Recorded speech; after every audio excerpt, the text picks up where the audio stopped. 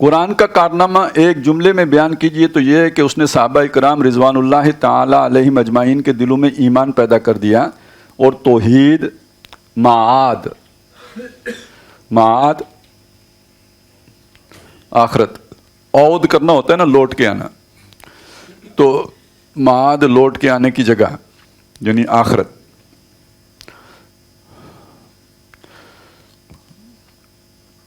اور رسالت پر یقین محکم، یہی تین ایمانیات ہیں،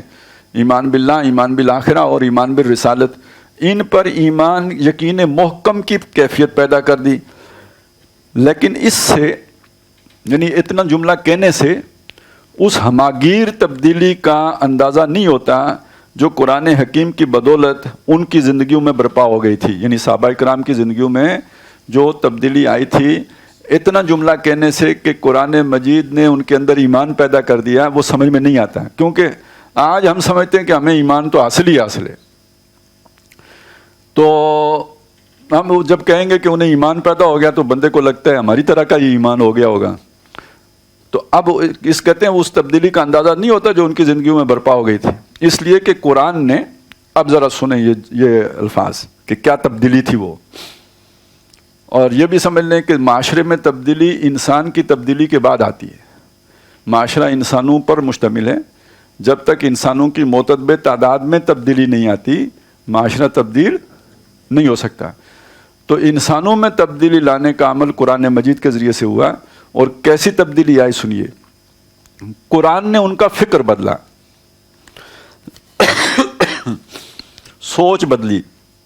نقطہ نظر بدلا، اقدار بدلی، عزائم بدلے، ارادے۔ آج ارادہ ہوتا ہے نا، میں پھر یہ کیریئر بناؤں گا، یہ کام کروں گا، وہ کام کروں گا، یہ تعلیم حاصل کروں گا، وہ ان کا عزم ہی بدل گیا، امریکہ نہیں جاؤں گا، میں جو ہے نا وہ افغانستان جاؤں گا، وہ دیکھیں گھر خدا کا، ہم خدا کی شان دیکھیں گے، تو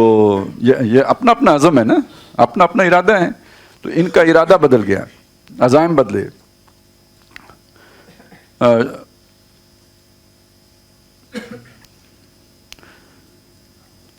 فکر بدلا، سوچ بدلی، نقطہ نظر بدلا، اقدار بدلی، عزائم بدلے، امنگیں بدلی، شوق بدلے، دلچسپیاں بدلی، خوف بدلے، امیدیں بدلی، اخلاق بدلے، کردار بدلے، خلوت بدلی یعنی تنہائی کی جو کیفیت تھی، جلوت بدلی جو مجلس کی کیفیت ہے، انفرادیت بدلی، اجتماعیت بدلی، دن بدلا، رات بدلی، حتیٰ کہ تبدل الارض غیر الارض والسماوات کے مصداق، آسمان بدلا، زمین بدلی، الغرض پوری کائنات بدل کر رکھ دی، اور اس پوری تبدیلی کا ذریعہ اور آلہ ہیں قرآن حکیم کی آیات بینات